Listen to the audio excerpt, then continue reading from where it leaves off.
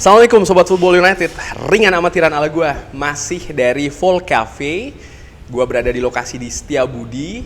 Gue rekomendasiin ke Sobat Football United ya, kalau ke Semarang cari tempat kopi yang enak, yang nyaman, ngobrol santai, bisa ke Vol Cafe yang di Semarang atas nih, daerah Banyumanik, ada di Jalan Setiabudi, atau di Ngalian juga ada nih.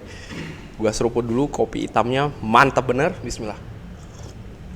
Kali ini masih terkait dengan pre-season Manchester United.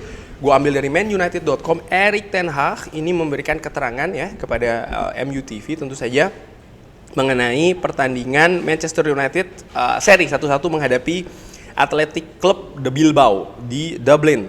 Setelah sebelumnya di hari Sabtu menang 3-1 menghadapi Lens di Old Trafford. Manchester United tertinggal di kedua pertandingan tersebut dan menunjukkan ketangguhannya. Dan ini merupakan sesuatu yang ya bos dari Belanda ini ingin melihat ya, terutama di awal Premier League musim depan. Ada banyak pergantian di Irlandia, di Dublin ketika pertandingan dibandingkan dengan ketika menghadapi RC Lens. Hanya ada Jadon Sancho dan juga Omari Forson yang tersedia di dua pertandingan tersebut. Aitor Paredes ini mendapat kartu merah, pemain dari Athletic Bilbao ini di menit ke-67. Dan Erik ten Hag, ini penting, ini bukan gua ya, tapi Erik ten Hag nih, gua ambil dari manunited.com. Erik ten Hag ini happy melihat sisinya dia, artinya Manchester United memiliki banyak peluang. Dan terutama setelah Athletic Bilbao turun ke 10 pemain. Kita tidak menyerah, kita berjuang sampai akhir, dan akhirnya kita mendapatkan penyeimbang ya, equalizer. Saya pikir ini jelas kita menginginkan hasil yang bagus untuk mengakhiri pre-season. Kita memberikan gol yang bodoh ya, dan kita tertinggal. Itu merupakan hadiah, tapi tim menunjukkan karakter dan itu yang kita butuhkan untuk musim depan. Ya, gue sepakat golnya sebenarnya gol yang simple karena kesalahan juga ya dari pemain Manchester United, dalam hal ini adalah Harry Maguire. Seperti ketika menghadapi Borussia Dortmund, seperti ketika menghadapi RC Lens juga sebenarnya. Jadi hal-hal ini masih terus berulang ya di Manchester United, dan ini gue singgung pengaruhnya ya dari fokus, konsentrasi yang sepersekian momentum hilang, dan itu bisa saja dihukum oleh tim lawan. Musim lalu lini belakang Manchester United pun juga demikian, dan menurut gua ya ini harus diperbaiki dengan cara apa ya, lebih konsen lagi tentu saja.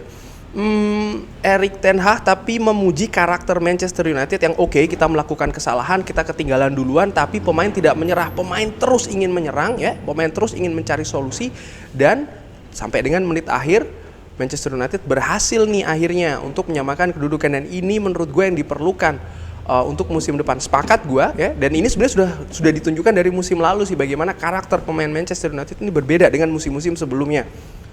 Ingin terus ya berjuang untuk mendapatkan hasil semaksimal mungkin, artinya usaha semaksimal mungkin, dan hasil apapun itu paling tidak seri, tidak kalah ya. Dan beruntung ketika menghadapi RC Lens, Manchester United tampil lebih bagus dan akhirnya bisa memetik kemenangan.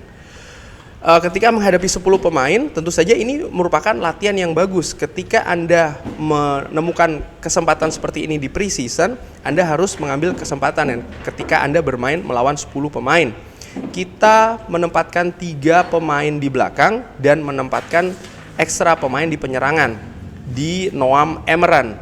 Kita lebih direct dan kita menciptakan banyak peluang bagus dari hal tersebut. Ya, bermain dengan melawan 10 pemain menurut gua ini bagus juga, bagaimana pemain Manchester United di atas lapangan berlatih menghadapi pemain atau tim low blocks ya, yang menempatkan banyak pemain di lini belakangnya seperti Athletic Bilbao. Sebenarnya dari babak kedua sudah terlihat memang mereka lebih banyak bertahan.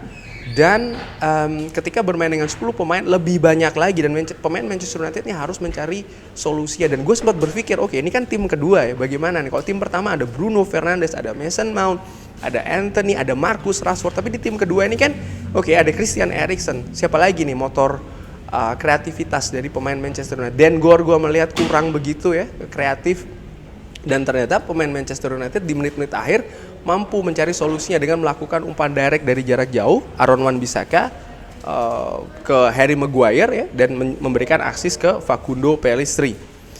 Ini bagus untuk para pemain muda, mereka layak ya untuk bermain, dan kalau tidak, tentu saja kita tidak akan membawa mereka. Anda bisa memulai pre-season, kita harus memberikan mereka peluang, tapi tentu saja mereka harus mengambilnya. Artinya ketika diberikan peluang bermain, mereka juga harus bermain dengan bagus. Mereka berani, dan itu yang saya suka. Mereka berani bermain sepak bola dan menunjukkan siapa diri mereka. Kalau Anda ingin bermain di tim utama, Anda harus mengambil tanggung jawab ketika mendapatkan possession dan juga ketika tidak mendapatkan possession.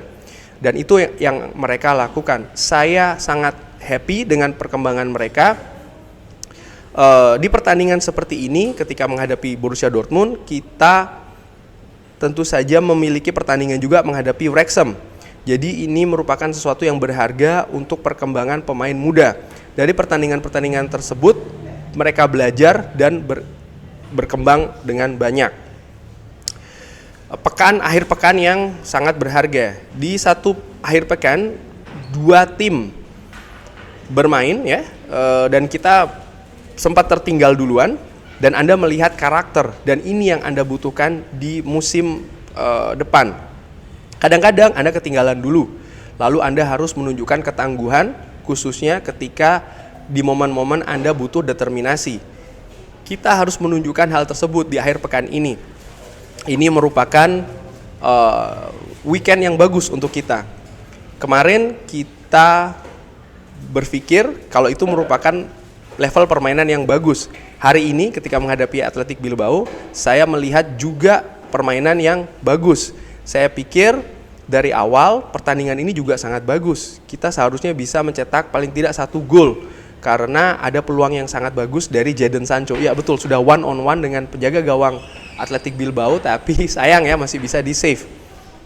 Kiper Athletic Bilbao juga merupakan kiper yang bagus sih.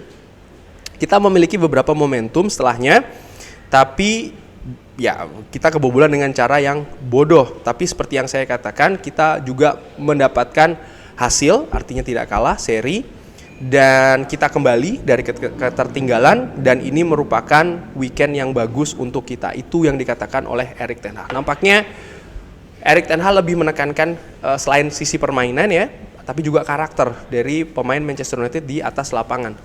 Gua melihat, seperti gua singgung di video sebelumnya, memang ada gap dari tim utama dan juga tim kedua ini. Dari sisi permainan sebenarnya apa yang ingin diterapkan oleh Erik ten Hag terlihat ya di pertandingan menghadapi RC Lens dan juga menghadapi Athletic Bilbao. Bagaimana determinasi tinggi, kerja keras, pergerakan yang cair, lalu transisi yang cepat, pressing yang terstruktur juga dilakukan terus tanpa henti. Ini nampaknya yang ingin dilakukan oleh Erik ten Hag, dan ini juga yang terlihat ketika menghadapi RC Lens dan juga Athletic Bilbao. Dan tentu saja karakter, di mana di 2 pertandingan tersebut Manchester United tertinggal dulu tapi bisa kembali, dan menurut gue ini faktor yang bagus. Artinya pemain ini tahu bagaimana mereka harus bermain dengan menggunakan jersey Manchester United, tentu saja tidak menyerah, terus ingin mencari hasil. Sekarang kita tinggal lihat ya bagaimana pre-season yang sudah selesai ini, masa persiapan yang sudah selesai untuk menghadapi musim depan yang menurut gue musim yang berat, mungkin lebih berat daripada musim lalu. Manchester United tentu saja dari pre-season kali ini tidak segemilang musim lalu dari sisi hasil. Manchester United tidak selalu memperoleh kemenangan. Ada 3 kekalahan ya kan, menghadapi Real Madrid, menghadapi Borussia Dortmund, menghadapi Wrexham, walaupun sempat juga menang menghadapi Arsenal, menghadapi RC Lens. Tapi seperti yang gue katakan, bukan kemenangan ataupun kekalahan yang sebenarnya itu lebih utama ketika tim melakukan persiapan di pre-season. Tapi bagaimana pemain ini mengerti, bisa mengimplementasikan karakter juga apa yang diinginkan oleh manajer ataupun pelatih di atas lapangan. Dari sisi kualitas squad sendiri ya ada beberapa pemain baru, Andre Onana ya kan, ada Mason Mount tentu saja. Rasmus Højlund ini ternyata masih belum bisa dilibatkan di pre-season. Ini kalau agak disinggung soal masalah pergerakan manajemen Manchester United dalam mendatangkan pemain, kalau gue singgung sedikit ya sebenarnya gue agak puas karena bisa Mason Mount ya kan, lalu juga Andre Onana. Tapi ya Rasmus Højlund belum bisa diturunkan di preseason, dia akan langsung terlibat di pertandingan resmi, ini akan menjadi tanda tanya bagi gua. Lalu juga mungkin kalau ingin mendatangkan pemain tengah yang baru pun juga demikian ya kan, artinya tidak semua pemain baru ini bisa terlibat di preseason, dan menurut gua ya ini sebenarnya hal yang gua harapkan tidak terjadi musim ini, sama seperti musim lalu, tapi ternyata terjadi lagi. Walaupun kalau gua lihat ya Manchester United sukses melakukan perubahan, karena kan bukan hanya mendatangkan pemain tapi juga bagaimana melepas pemain, terutama situasi penjaga gawang ini kan tidak mudah dalam tanda kutip. Melepas David De Gea merupakan pemain senior legenda dari Manchester United juga, walaupun menurut gue dengan cara yang salah. Nah, kalau dilihat dari komposisi pemain Manchester United untuk musim depan, nampaknya memang tidak banyak perubahan, tapi pemain-pemain baru ini menempati posisi-posisi vital. Mason Mount di konsep dengan menggunakan 2 gelandang nomor 8, lalu tentu saja Andre Onana, dan yang kita nantikan bersama Rasmus Højlund, karena tipenya kan ini berbeda dengan penyerang-penyerang Manchester United sebelumnya, dengan Cristiano Ronaldo, dengan Anthony Martial, dan juga dengan Wout Weghorst.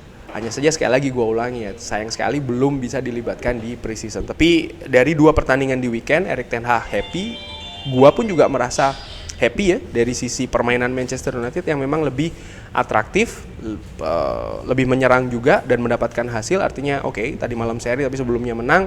Hanya saja ada beberapa hal yang harus ditutupi secara kolektif nih. Konsentrasi itu penting banget. Ada beberapa kesalahan individual yang dilakukan dan langsung dihukum dengan gol dari pihak lawan, dan menurut gue ini harus diperhatikan betul, karena Liga Inggris ini liganya ketat ya. Bukan tidak mungkin kalau Manchester United mengulangi hal-hal seperti ini ketika menghadapi ya tim manapun di Premier League, ya bisa jadi dihukum dengan kebobolan itu tadi, dan menurut gua hal-hal demikian inilah yang harus diperbaiki. Kurang lebih demikian ngobrol ringan terkait dengan pendapat Erik ten Hag di 2 pertandingan terakhir Manchester United yang disampaikan setelah menghadapi Athletic Bilbao. Bagaimana Sobat Football United preseason Manchester United kali ini? Kalau menurut gue sekali lagi sih ya dari sisi hasil memang tidak memuaskan, tapi yang gue harapkan bagaimana pemain Manchester United ini bisa lebih paham sekali lagi, dan ketika nanti musim yang sebenarnya digulirkan, pemain Manchester United bisa tampil lebih rapi, setidaknya seminimal mungkin ketika seminimal ya, paling tidak itu seperti ketika menghadapi RC Lens. Itu sih yang gue harapkan sebenarnya di Manchester United, terutama ya kita lihat dulu nanti ketika menghadapi Wolves. Kurang lebih demikian, bagaimana Sobat Football United, pede nggak nih ya di preseason yang baru? Nanti sebelum menghadapi Wolves akan gue bikin preview, tapi sekali lagi nih dari preseason pergerakan di bursa transfer, bagaimana Sobat Football United bisa drop di kolom komen. Pendapat berbeda nggak masalah, asal sopan ya. Sekali lagi terima kasih banyak, jangan lupa like, subscribe. Wassalamualaikum warahmatullahi wabarakatuh.